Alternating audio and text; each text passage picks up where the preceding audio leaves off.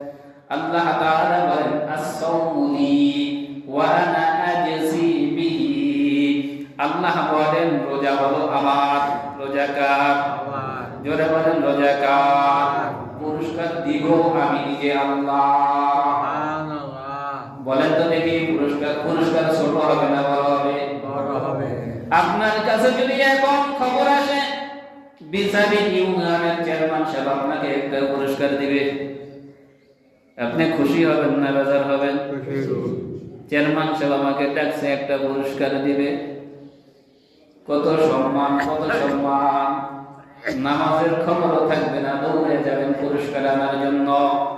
যখন আপনি পুরস্কার আনার জন্য চেয়ারম্যান সাহেবের বাড়ির সামনে আছেন, এমন অবস্থায় যদি ইমার্জেন্সি খবর আসে আপনাকে এমপি সাহেব একটা পুরস্কার দিবে, এই মুহূর্তে যাইতে হবে।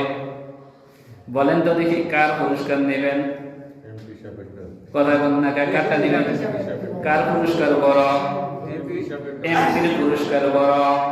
এমপি সাহেবের বাড়ির কাছাকাছি গেছে, এমন অবস্থায় খবর আসছে মন্ত্রী মহোদয় আপনাকে খবর দিয়েছেন আপনার জন্য একটা বিশেষ পুরস্কার আছে, এই মুহূর্তে আসতে হবে।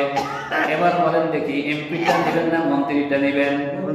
কারণ এমপির তুলনায় মন্ত্রী, ওই মন্ত্রীর কাছাকাছি যদি যায় থাকেন, এরপরে ওই মুহূর্তে যদি খবর আসে আপনার, এই মুহূর্তে খবর আসছে প্রধানমন্ত্রী, প্রাইম মিনিস্টার বা বর্তমান প্রধান উপদেষ্টা আপনাকে পুরস্কৃত করবেন, এই মুহূর্তে যাওয়া লাগবে।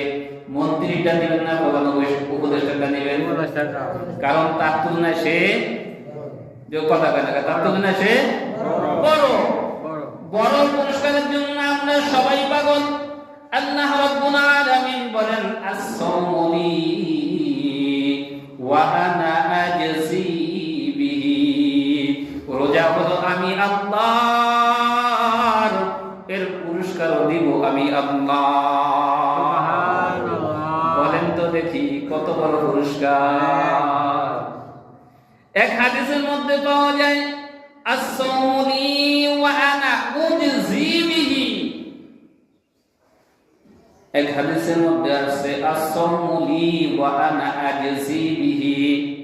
অন্য হাদিসের মধ্যে আছে আস-সাওমু লি ওয়া আনা উজজি বিহি।